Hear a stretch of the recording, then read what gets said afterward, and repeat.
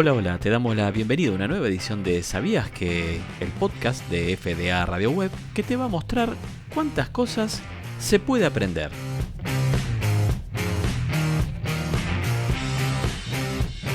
El 24 de febrero de 2022 se produjo un hecho que impactó a Europa y al mundo.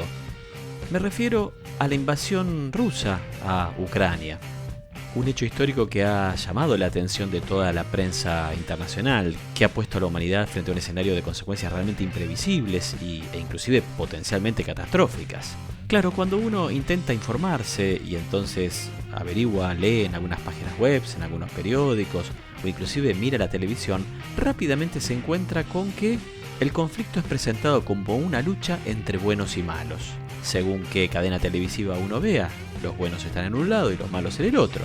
Pero en definitiva, se tiende a dar una explicación demasiado simplificada, demasiado precaria, de un evento que sin duda tiene múltiples causas muy complejas y cuya explicación requiere de un recorrido por sus antecedentes históricos. Podríamos decir que rusos y ucranianos tienen una historia en común realmente muy importante. De hecho es así, que esta historia se remonta al surgimiento de un primitivo estado en Kiev, en la actual capital de Ucrania, allá por el siglo IX, que fue de alguna manera el precursor de lo que después sería Rusia. Por otra parte, a lo largo de la historia, rusos y ucranianos han estado muy ligados culturalmente y además, debemos decirlo, durante siglos Ucrania fue parte del Imperio Ruso, sobre todo en la época de los zares, de aquellos reyes que Rusia tuvo, hasta el año 1917 cuando se produjo la revolución bolchevique. De todo modo, vamos a detenernos en lo sucedido a partir de 1991. Para explicar lo que pasa hoy en Ucrania, vamos a situarnos en un tiempo relativamente cercano, es decir, hace unos 30 años. En ese momento, en 1991, se produjo la desintegración de la Unión Soviética, aquel estado comunista surgido justamente de la revolución bolchevique de 1917, de la cual hablábamos hace unos momentos. La disolución de la Unión Soviética provocó la aparición de nuevos estados, muchos nuevos estados, a partir de la independencia de territorios que estaban habitados mayoritariamente por naciones no rusas, es decir, territorios que habían sido de la Unión Soviética, pero donde la mayoría de la población era étnicamente no rusa. Este es el caso, por ejemplo, de Bielorrusia o Belarus. Es el caso de los estados bálticos como Letonia, Lituania y Estonia.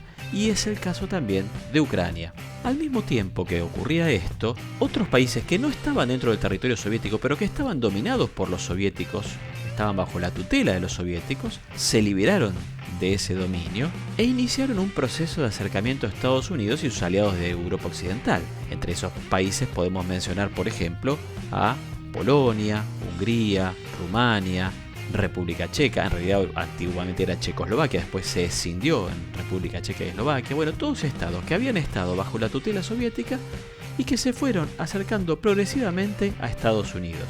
De hecho, estos estados, en la época de la Unión Soviética, pertenecían a una alianza militar llamada el Pacto de Varsovia, alianza que obviamente abandonaron al fin del ciclo soviético. Y aquí hay una clave para entender el problema de Ucrania actualmente, porque ¿qué significa cuando decimos que algunos países que habían sido parte del territorio soviético o que habían estado bajo la tutela militar de los soviéticos se acercaron a los Estados Unidos y sus aliados de Europa Occidental? Significa que no solamente hubo una aproximación desde el punto de vista político-económico, sino también militar. Es decir, estos estados pidieron incorporarse a la OTAN, la Organización del Tratado del Atlántico Norte, que era la alianza militar surgida precisamente en 1949 para enfrentar a la amenaza soviética. O sea, se unió a un antiguo enemigo. La OTAN no solamente no se disolvió cuando terminó de existir la Unión Soviética, sino que además comenzó a incorporar a todos estos estados. Esto ocurrió fundamentalmente entre 1999 y 2004. Claro, los dirigentes rusos se dieron cuenta que la cosa venía pesada, ¿no? Que esto era una amenaza para ellos. Es decir, de pronto, países que habían sido aliados de ellos o que habían sido parte del territorio soviético pasaban al bando del enemigo, se sumaban a la OTAN. Y no solamente era sumarse al bando enemigo, era la posibilidad de que tropas norteamericanas se hicieran presentes en los territorios de esos países junto con armamento nuclear. Esto explica lo que sucedió a partir del año 2014. En ese año se produjo, como consecuencia de una serie de protestas, la caída de un presidente en Ucrania llamado Yanukovych, de apellido, que era cercano a Rusia. Para los rusos esta caída, después de un montón de protestas, fue un golpe. Y ellos consideraban que ese golpe había sido auspiciado por Estados Unidos y sus aliados para separar a Ucrania de la esfera de influencia rusa. Y entonces, ¿qué hicieron ese año 2014 los rusos? Bueno, anexionarse la península de Crimea. La península de Crimea era un territorio tradicionalmente ruso que había sido cedido a Ucrania en la década de 1950.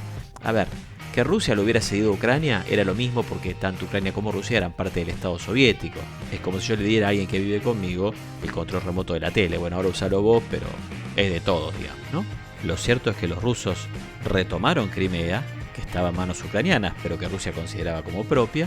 Y no solamente esto, sino que decidieron apoyar una serie de levantamientos que se dieron en territorio ucraniano, en el este ucraniano, en una región llamada Donbass, donde la población es mayoritariamente de habla rusa. Es decir, en ese año 2014, las provincias del este de Ucrania se rebelaron contra el gobierno ucraniano y los rusos les dieron su apoyo. A partir de allí empezó una guerra que continúa hasta el día de hoy. Es decir, hubo permanentes enfrentamientos y miles de muertos en esas regiones del este ucraniano que querían separarse de Ucrania y que tenían el apoyo de los rusos. Se dirá, bueno, pero ¿hubo intentos de resolver el problema de estas regiones? Sí, hubo una serie de acuerdos en 2014 y 2015, los acuerdos de Minsk, que preveían que se terminaran las hostilidades y que esas regiones tuvieran una cierta autonomía, una capacidad de decisión propia, pero el gobierno ucraniano nunca los aplicó, porque había presiones de ciertos sectores de la sociedad ucraniana en contra de esos acuerdos. De esta manera, el conflicto siguió adelante. En 2019 fue electo presidente de Ucrania Volodymyr Zelensky, que se proponía justamente resolver esta situación, pero en realidad continuó con su acercamiento a Occidente y coqueteando con la posibilidad de que Ucrania se incorporara a la OTAN, es decir, a la alianza militar de los Estados Unidos. Esto simplemente para Rusia era intolerable y eso explica la profundización del conflicto que llevó a que el 21 de febrero de 2022 Rusia reconociera la independencia de las regiones separatistas del este ucraniano. Y 3 días después, y en violación a todas las normas internacionales habidas y por haber, los rusos invadieron Ucrania, desatando un conflicto que seguramente tendrá gravísimas consecuencias. Y entre esas consecuencias, obviamente, no podemos dejar de mencionar el sufrimiento de la población civil, la muerte de miles de personas, la destrucción de la infraestructura de Ucrania, es decir, un daño tremendo que afectará no solo a la sociedad ucraniana, sino también a la rusa, si bien obviamente será la primera la que soporte los mayores daños. A modo de reflexión final, es interesante detenerse en las proféticas palabras de un señor llamado Zbigniew Brzezinski. Es medio difícil de pronunciar el nombre y el apellido porque es de origen polaco, pero este señor fue consejero de seguridad nacional del presidente norteamericano James Carter a fines de los años 70. Este señor escribió un artículo en 1995, un extenso artículo que hablaba de Rusia. Esto era inmediatamente después de la caída de la Unión Soviética y en la época en la cual se estaba dando este acercamiento de los antiguos aliados de Rusia a Estados Unidos y Occidente, que obviamente terminaría con la incorporación de muchos de esos países a la OTAN, a la Alianza Norteamericana. Y en ese artículo, insisto, del año 1995, el autor expresaba textualmente que el problema de Ucrania no se puede aplazar. Ucrania es demasiado grande, demasiado importante y su existencia demasiado delicada tanto para Rusia como para Occidente. Al tiempo que la OTAN se amplíe e intente establecer una relación de seguridad especial con Rusia, tendrá que considerar nuevas relaciones con Ucrania. Al hacerlo, la alianza tiene que ser consciente de la especial sensibilidad de Rusia respecto a la cuestión ucraniana. Una advertencia clara, ¿no? Si hubiera sido considerada, seguramente se hubiese evitado esta guerra iniciada en febrero de 2022 con sus dolorosas consecuencias. ¿Sabías todo esto? Si no lo sabías, ahora lo sabes. Te invitamos a seguir escuchando FDA Radio Web. Soy Pablo Fasari y te doy las gracias por haber escuchado esta nueva edición de ¿Sabías que? El podcast con curiosidades de FDA Radio Web. Te espero en una próxima edición. Chau. Gracias.